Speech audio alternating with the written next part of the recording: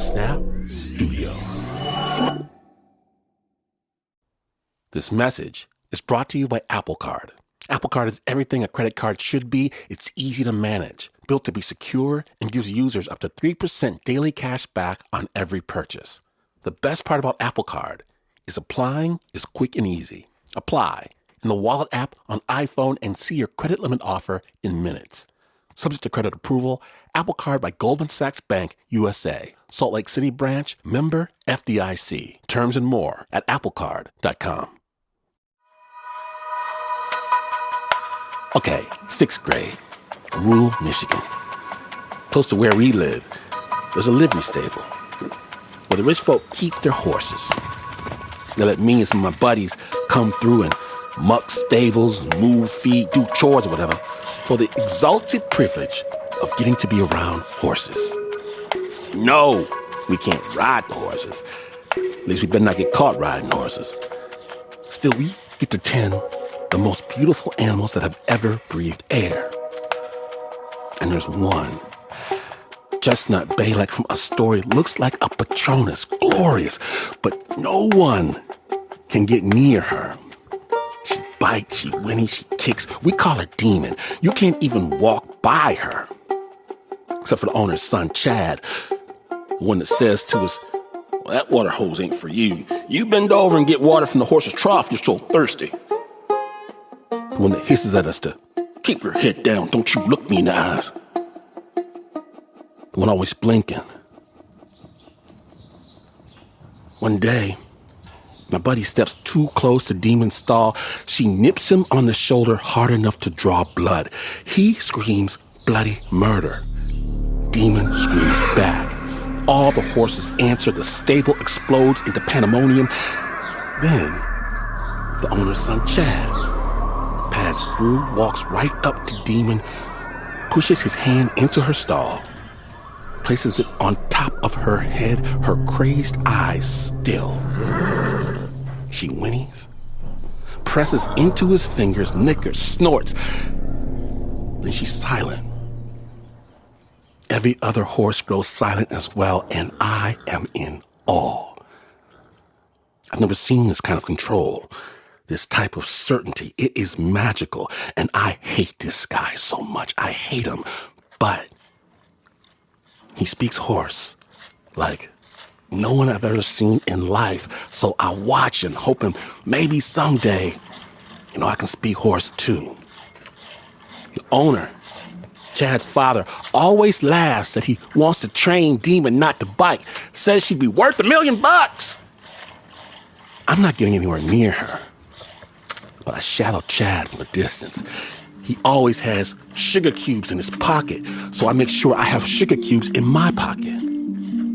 I always carries apples as a special treat. I start carrying apples, and one day, after someone else runs bleeding from the stable, I see Chad press sugar onto Demon's searching tongue, and it occurs to me, he never gives her treats when she doesn't bite. He only gives her treats when she does.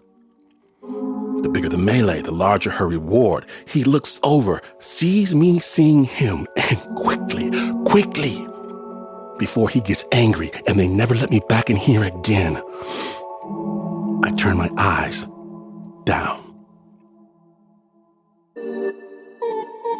Today in Snap Judgment, we proudly present The Master. My name is Glynn Washington. Not everyone is a hero. Even when you're listening, the Snap Judgment.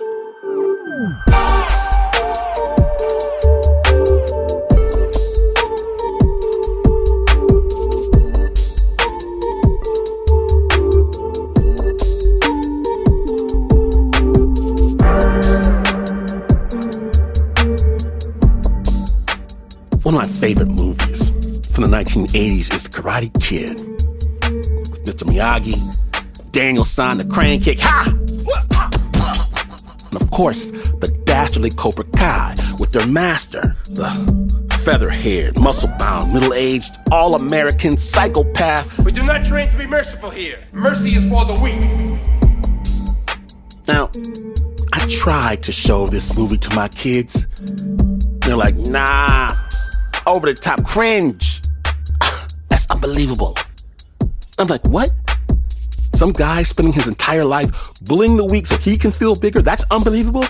A guy saying the rules don't apply to him because he's special is unbelievable? I'm thinking maybe y'all need to watch Karate Kid again. Or perhaps the film is not the best medium for this kind of understanding. Maybe this is the kind of wisdom best approached in a story. Well, Simon Shea tried to do just that. And yes, just like the Karate Kid, our story today does have descriptions of violence and references to sexual abuse. Snap judgment. At first, I didn't want to write about the master. I actually decided on multiple occasions not to write about him because I felt like the master was an unpoetic subject. The master was harsh, violent, and brought up really complicated feelings in me. What I realized was he wasn't just a person. He represented part of me that I didn't want to look at. And it was a part of me that wanted or maybe needed a master.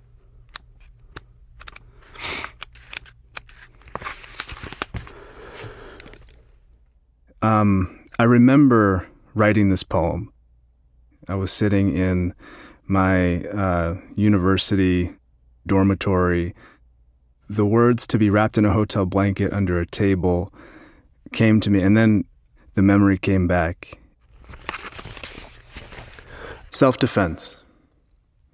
To be saved and unsaved. To be wrapped in a hotel blanket under a table. Because pain is temporary, but pride will never abandon you. All those fires yelling on the sidewalk, and I never once checked my hands for burns. I am firewood being cut in the rain. I am trying to tell you that I was young without telling you why. That I learned how to disarm a man trying to drive a knife through the top of my head before I learned how to saw through the belly of a tree.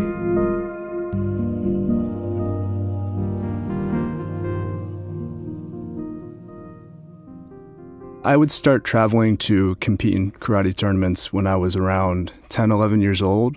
We would get one hotel room and we would all cram into it. Often I would be sleeping under a table on the floor with a blanket over me, and I would be freezing cold because they love to crank the AC up, and then we'd wake up the next morning and compete. At first glance, all narrative is harmless, and there are so many ways a boy can become a man. Yeah, my dad is an academic. He was quiet, he was gentle, and he taught at a university, he taught political science. And I would watch him typing on the computer and grading papers and reading books. And I thought, that can't be, what a man does. And then I saw these people breaking boards and kicking and punching each other. Every night, we took the garbage out to the big dumpsters in the parking lot. We always wore our uniforms, so the kids working at CVS would be curious, ask us questions. We said we were from the martial arts school next door. When they asked whose name was written on our backs, we told them, our masters.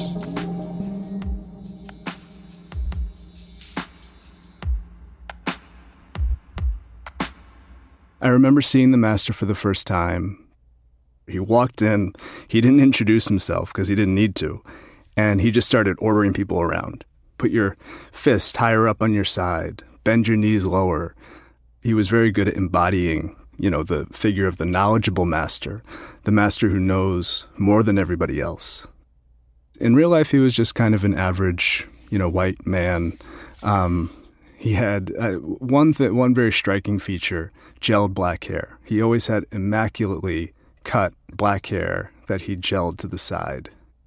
And also, he was big. He was muscular. He had tattoos, and his hands were just gnarled and, huge from like punching wood and conditioning his knuckles. And he would always, show us his fists. He could hit anything and he wouldn't feel it. For him, I kept a fire burning in a glass cup. His secrets filled the air around him like smoke. I was just a shy, sensitive kid, and when you're a shy, quiet, vulnerable boy in middle school, you have no value. At least I didn't feel like I had any value. Once, he released 2 wounded fish back into the sea. It was like nothing I had ever seen. When I saw him, I thought, this is what a man is, and this is what I need to be.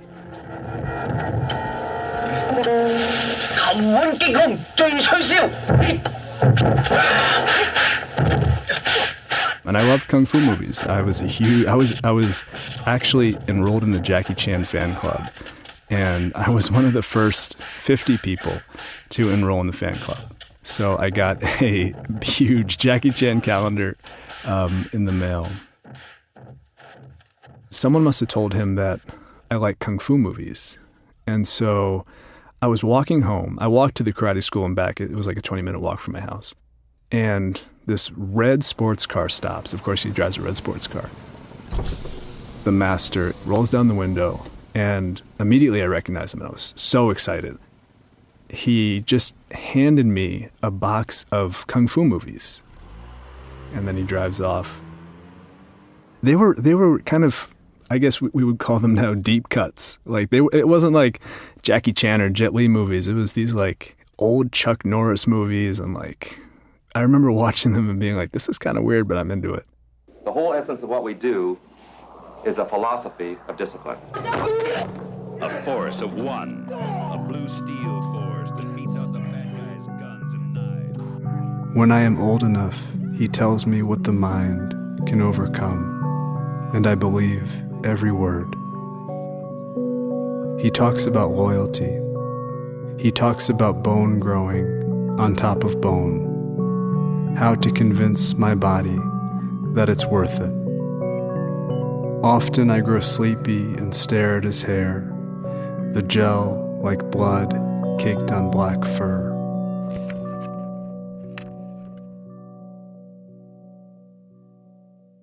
I was a very good student. I would stay the latest. I would train the hardest. There was a heavy bag in the back. I would hit the heavy bag. I would practice my forms just constantly. And I felt really good doing karate. That's kind of the time when I felt most myself, the time when I felt the best.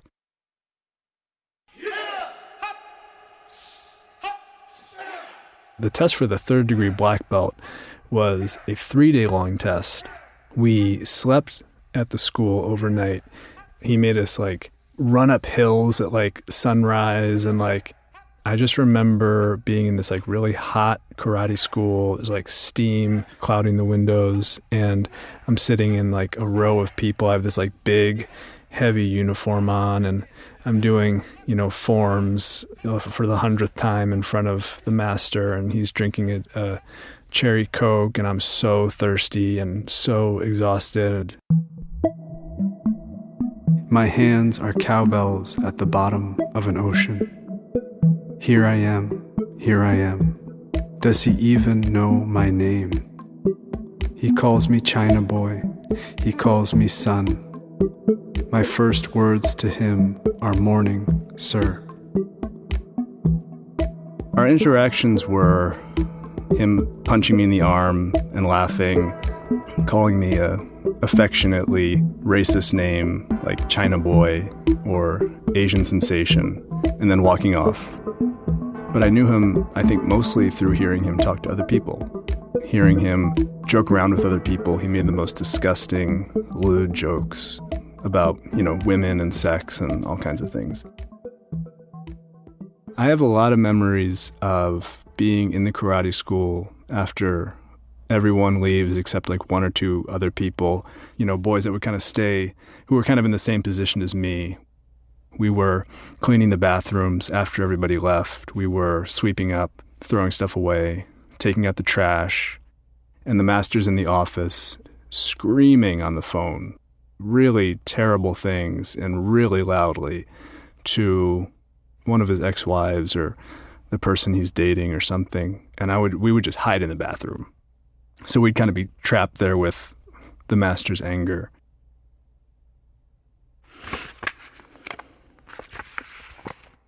What is left? One summer, we cleaned his backyard pool at dusk. He pulled sumac branches from the water's surface as I held a garbage bag open beside him. The branches floated on the water like bones arranged in an open casket. Another thing we would often do is go to his house. Sometimes it needed to be painted. Sometimes it needed other, work done. When I tied the ends of the garbage bag closed, the sharp branches struggled against the black plastic. How much of me did he take, and how much did I give him? I would just, take every opportunity to be at the karate school. It started out just, Saturdays I would spend kind of all day there, and then it got to the point where I was spending my whole summers there, Monday through Saturday, then holidays, to the frustration of my parents. In the beginning they were like, great, this is an outlet, this is something that he's interested in, but it got to the point where I was just not spending any time with my family. But I was also a teenager. Yeah, I missed a lot. I missed a lot. The only thing I really remember missing is my mother's birthday one year. They were celebrating, blowing out candles. And I walked in because I needed to grab something and go back to the karate school. My head was so, in the karate school that I didn't think to just stay. And I remember it made my mother cry. Of course it did.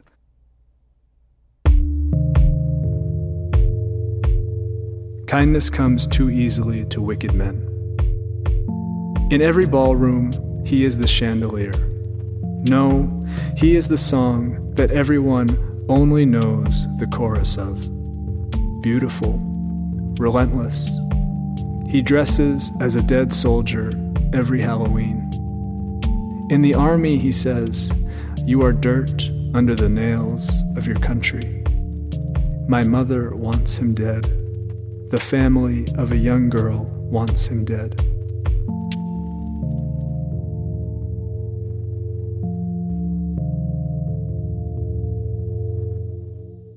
I do know that he was notorious for having, and I witnessed some of this, for having inappropriate relationships with his female students. I can say that I did not experience sexual abuse. I was not molested. It was something that had happened kind of in my periphery, but it was not talked about. It was this kind of silence that pervaded all of our interactions with the master. My mother found out about this. I think it was a specific student he had a relationship with. And she found out about this when I was about to go on a trip with him to compete at a tournament. And she drove straight to the karate school, and she stormed in, and she spoke to a female instructor. And she, kind of unloaded her anger and said, "Why wasn't I told about this?" And the female instructor said, "Don't worry, I'm going to take care of your son. I'm going to go with them. I'm going to make sure everything's okay." I think that moment was really scary for my mother. And after that, she sat me down and she said, "This is who this person is. And I recognize that you have a lot of respect for him." And she kind of asked me to make a decision. She said, "Do you want to keep going down the path that you're going?" I kind of tear up when I think about this, but I really respect her for that. That must have been really hard for her. And I probably would have resented them if they had just pulled me out.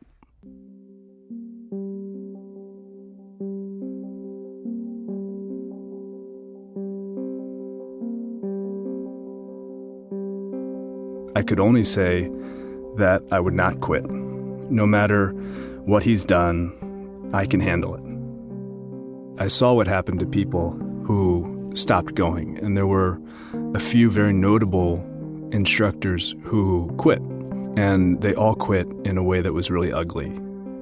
If a man left, he was called a and if a woman left, she was called a lesbian. I knew that I would be talked about like that, and I knew that I would be considered that, and in my head, the way he thought about me was the way I actually was. I had no self-concept. I had no self-esteem. I was purely as good or as bad as I was in his eyes. I was in delusion. I was pretty firmly in delusion. I think that by the time we were moving to Beijing, I was tired more than anything. Yeah, I just couldn't admit to myself that I didn't like where this was going. I didn't like spending all my time there, and I really didn't like that I couldn't see a way out for myself. I remember when my mom told me she had got posted to Beijing, being overjoyed, but pretending to be really angry about it. We moved to Beijing when I was 15. The night my parents told me we were moving, I said that I hated them. But as soon as they left my room, I burst into tears. On our last night together, he took me and two other boys to Applebee's. He ordered hamburgers and milkshakes for all of us. Hamburgers the size of our heads. They joked that I would come back a man. We were living in a hotel for like a few days before we were going to fly to Beijing, and two of the boys from the karate school came and said bye to me. The bond I formed with these other boys was so strong, and that's a big part of what kept me there, that, these were my best friends. They came and said bye to me, and they just broke down. And I'd never seen them cry before. I was leaving them behind.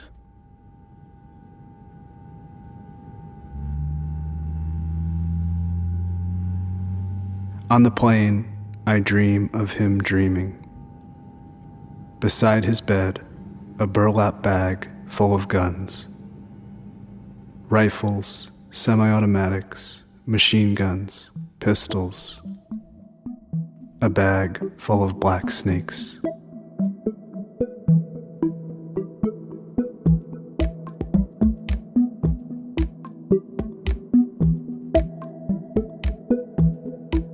When Snap returns, we go to Beijing, and Simon prepares for a final showdown.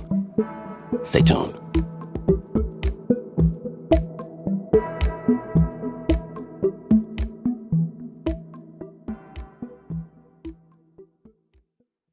Snap Judgment is brought to you by Progressive Insurance.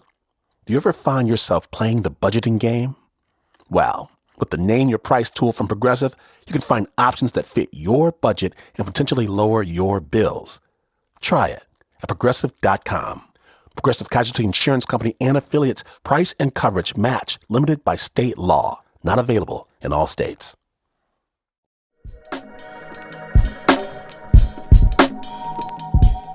Welcome back to Snap Judgment. Our story today does have descriptions of violence.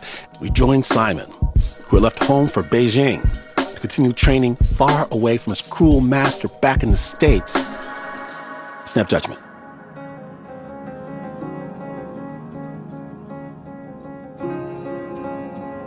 Flying into Beijing, it was January, it was freezing cold.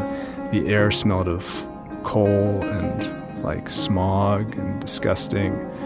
And we got to our house, and they had just painted it for some reason, the interior, and put out pineapples everywhere to cover up the paint smell. So we walked in this house, it smelled like pineapples and paint, and I just felt so free, and I felt like, anything is possible. I would get out of school in Beijing, and I would walk my dog for hours, just like around the city. I mean, coming from small town America, this is, it cannot be overstated how big of a change this is for me.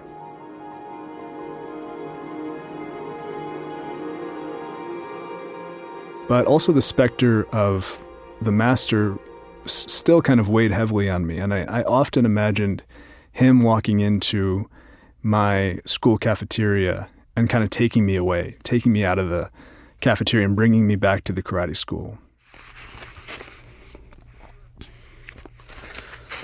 Feel him out. To celebrate his birthday that first year away from him, I crushed an egg in each hand. Let the yolk bleed through my fingers. 3 nights a week, I take a crowded bus across the city at rush hour. A coach I can barely understand orders me into the ring with a grown man. On the ride home, I watch the city from the window, trying to repair the shattered beams of light in my head. Martial arts was just like such a big part of my life. I wanted obviously to keep like training myself and to keep practicing, and there wasn't really the karate that I knew.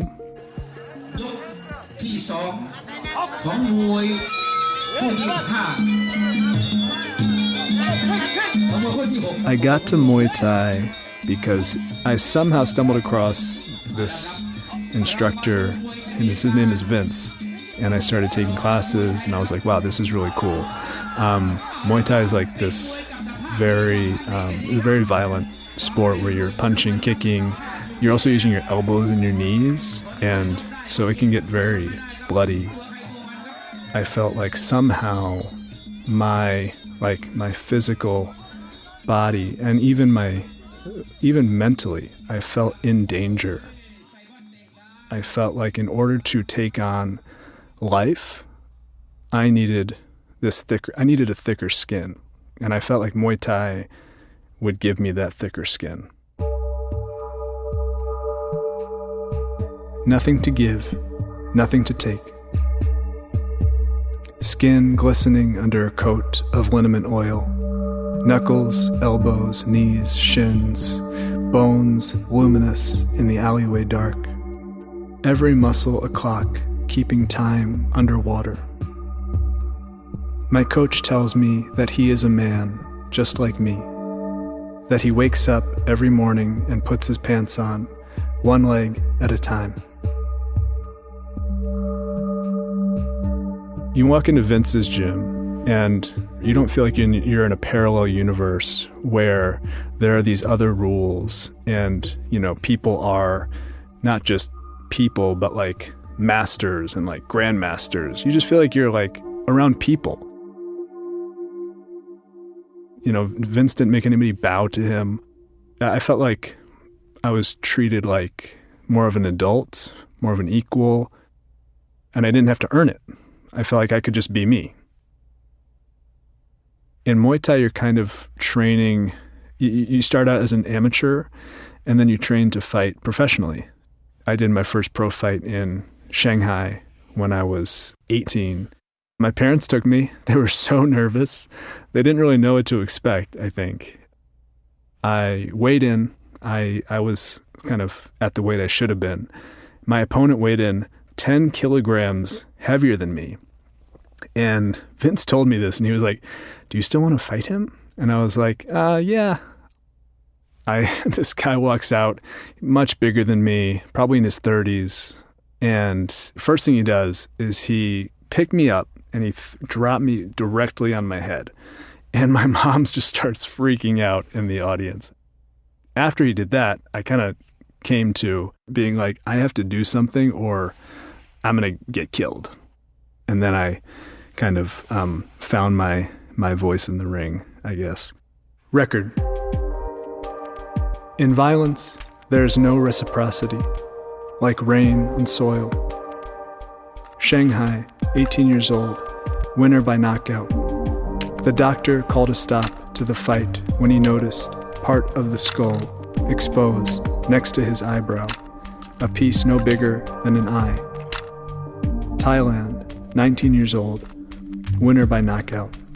My lower lip gushing, I drop him with an uppercut as his queen looks on. Her lips bright red, her mouth curled into a smile. Brazil, 20 years old, loser by knockout. One night before, hoodie drenched in sweat, 10 pounds in 2 hours. Then newspapers soaked through with grease. Endless slices of watermelon at the churrascaria. Then his knee shattering the bone around my left eye. The doctors called it orbital. My mistake, resting my head on his shoulder, letting him cradle it in his arms. And to think, all those years and not a moment of pain.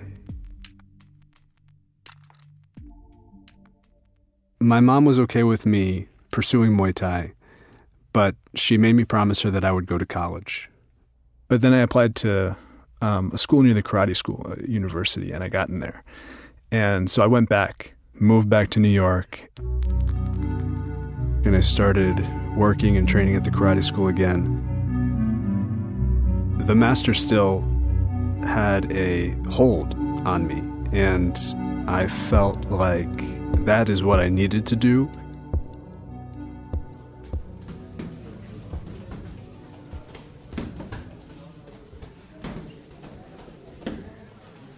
It was a normal sparring training at the karate school. Normally the master would sit on the sidelines. He rarely got into the ring himself. But on this day, he wanted to spar me with Muay Thai rules, full contact. You know, he was like, oh, you're back. You've grown up a little bit and you think you're hot stuff. Let's test that out. You know, in the back of my mind, I was like, I think I could probably beat this guy up now. As soon as he stepped in the ring, it became a spectacle. Everybody stopped what they were doing and turned and watched us. We put on the gloves and we sparred, and it was intense. We both hurt each other.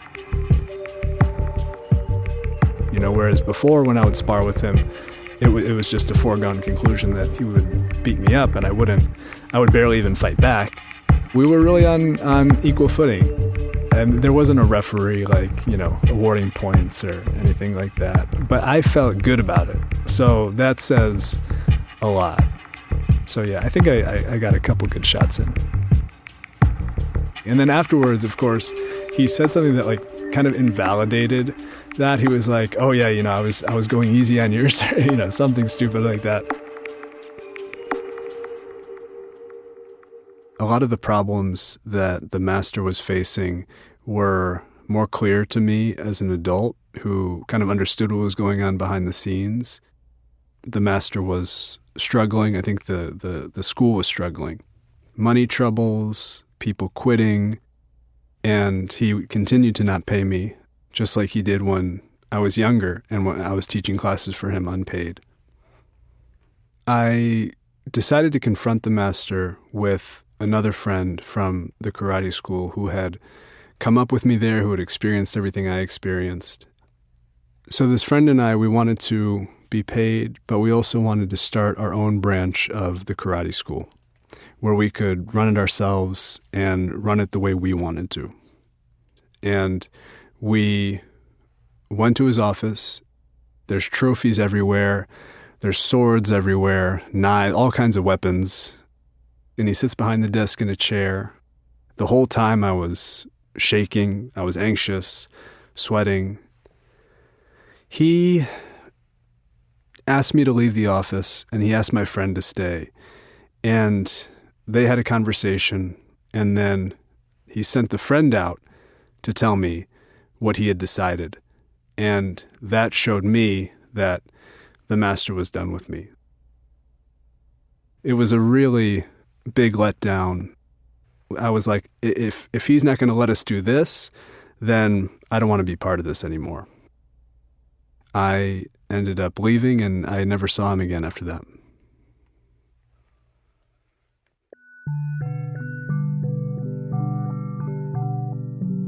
I imagine him reading this, telling me none of it happened. Nose broken from a punch, gushing.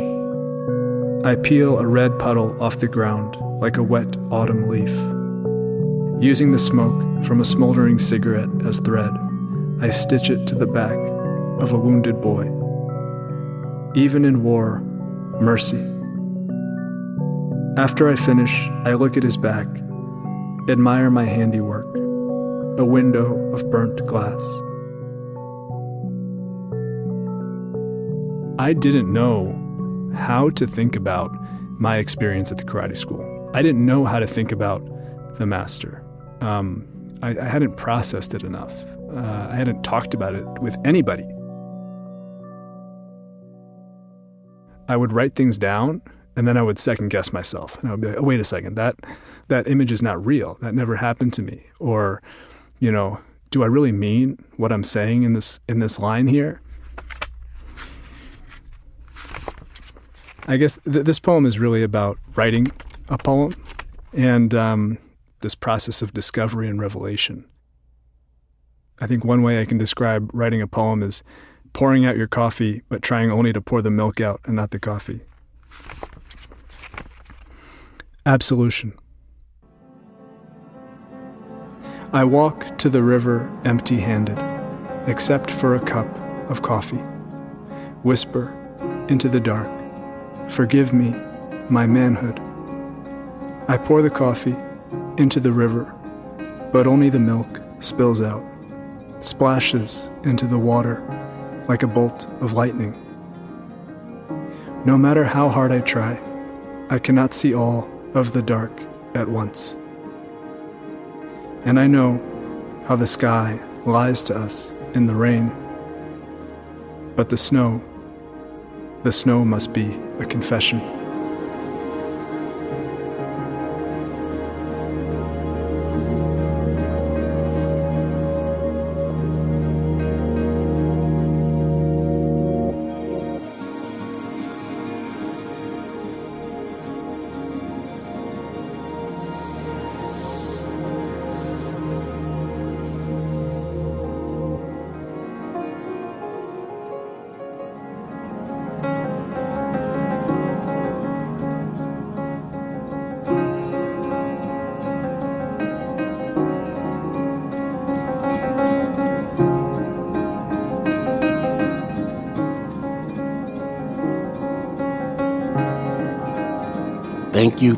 Thank you, Simon Shea. You can read all of these poems in his debut poetry collection, Master. An extra special thank you to Katherine Litwin. This story was edited by Anna Sussman and Nancy López. The original score by Renzo Gorrio and Doug Stuart was produced by John Fecile.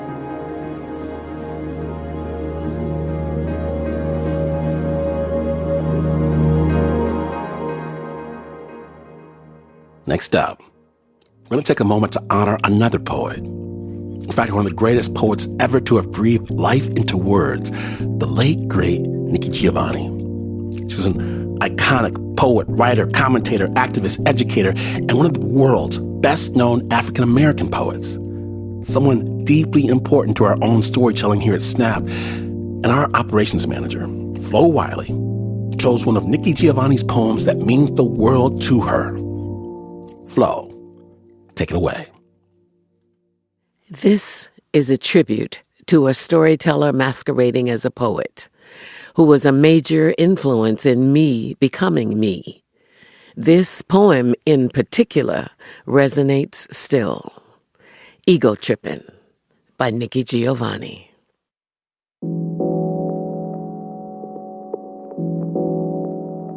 I was born in the Congo. I walked to the Fertile Crescent and built the Sphinx. I designed a pyramid so tough that a star that only glows every 100 years falls into the center, giving divine perfect light. I am bad. I sat on the throne, drinking nectar with Allah. I got hot and sent an ice age to Europe to cool my thirst. My oldest daughter is Nefertiti. The tears from my birth pains created the Nile. I am a beautiful woman.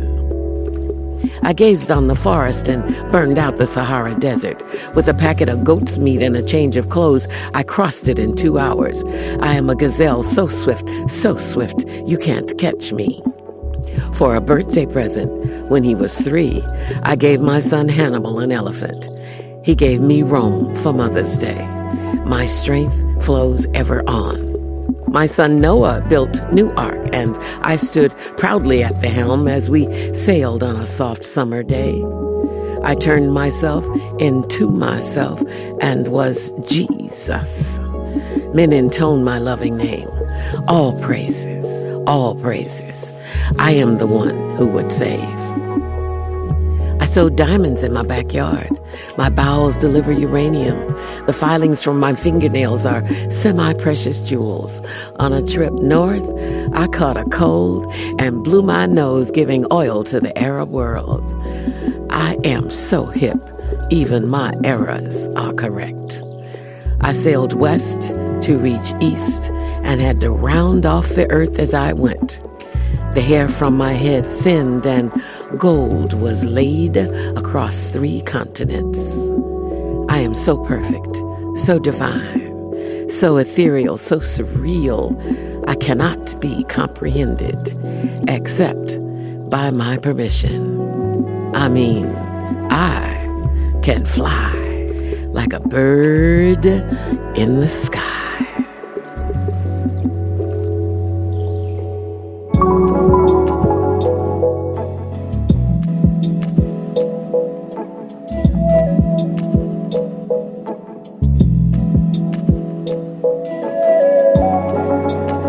Rest in power, Nikki Giovanni. The original music for that piece was by Pat Mesiti-Miller. Nikki Giovanni's poem, Eagle Tripping, was read by our own operations manager, Flo Wiley.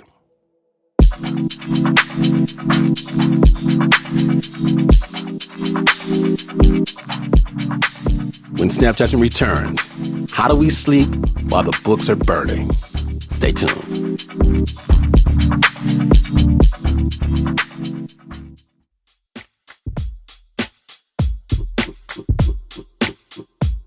Welcome back to Snap Judgment. I'm Glynn Washington, and I have saved you the very best seat in the house to tell you exactly what happened. Snap Judgment, live.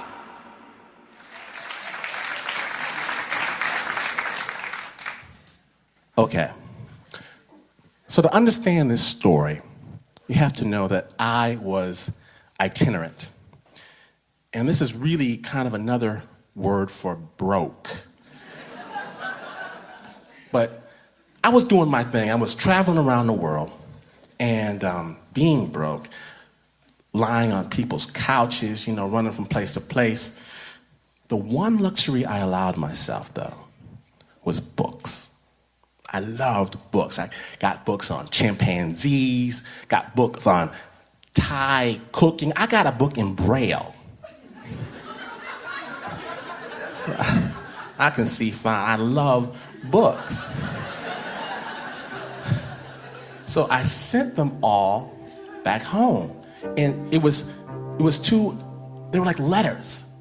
Letters to an older me, an older Glenn, that was going to be able to kick back someday, chill in his den.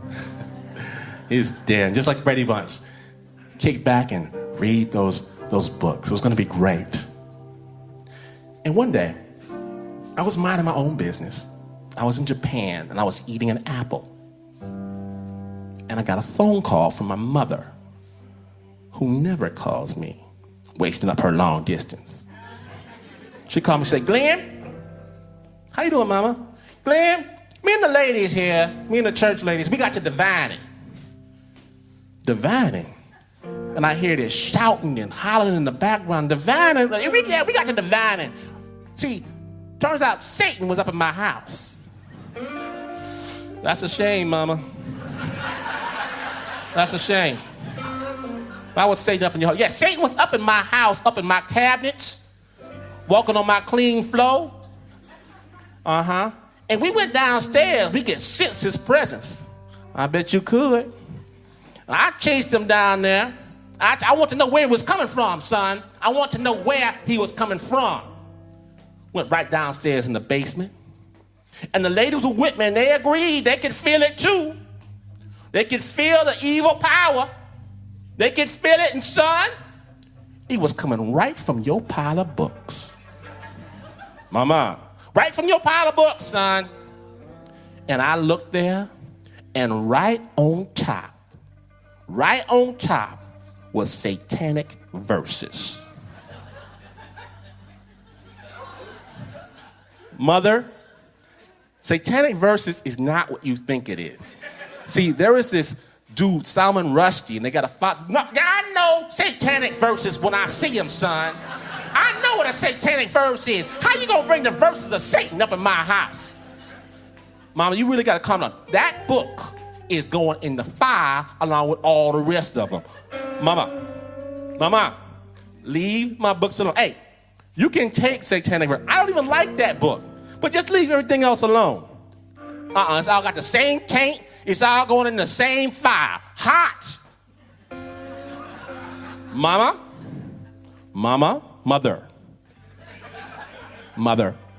leave my books alone. I just thought I'd let you know. Mama, leave my books alone. I just thought I would let you know, son. Goodbye. Mama. Click. I called her back a dozen, 30, 40 times. No pickup. No, she did not. I called her back the next day. From morning till night, I called her back the next day. I called her back. I kept calling her back. Mama, no. Mama, no. Finally, on day number 3, she called me. How you doing, son? I was so angry. Did she do it? Did she burn up my books, my treasures, my letters to an older me? No way. How am I doing? I was about to ask her, Mama, did you really do it? And then I thought,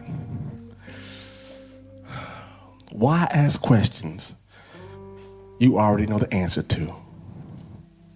How am I doing?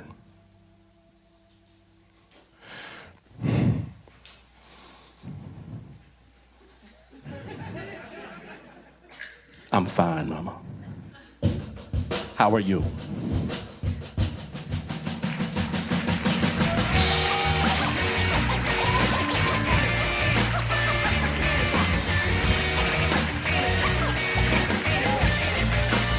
Snap judgment.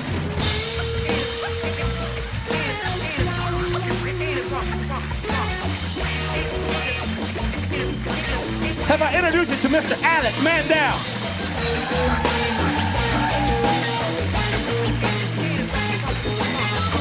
David Brandt on the sticks. Tim Frank.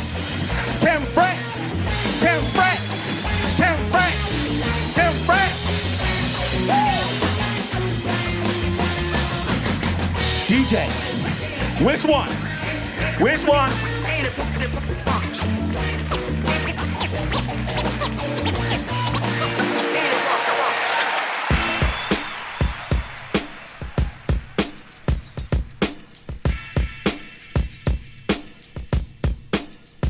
Now, if you missed even a moment, know that an entire world of Snap storytelling awaits. In fact, in partnership with Oscar award-winning actress Lupita Nyong'o, Snap created a brand new series called Mind Your Own. Amazing stories from the African diaspora, distributed by Limonada Media and on podcast platforms everywhere right now. KQD is Snap's San Francisco orbiting Hall of Justice. Snap is brought to you by the team that truly has a way with words, except, of course, for the Uber producer, Mr. Mark Ristich. But not to worry, him talk pretty someday. Now there's Nancy López, Pat Mesiti-Miller, Anna Sussman, Renzo Gorrio, John Fecile, Shayna Shealy, Teo Ducot, Flo Wiley, Bo Walsh, Marissa Dodge, David Exame, and Regina Bediaco. And this is not the news. No way is this the news. In fact, we teach the kids at the local dojo for having them wax on and wax off your car, have them pick up, throw away the trash, have them dig up, pat down a new ditch for your storm sewer, and when the nice officers escort you downtown to talk with the National Labor Relations Board, well, you will still not be as far away from the news as this is. But this is PRX.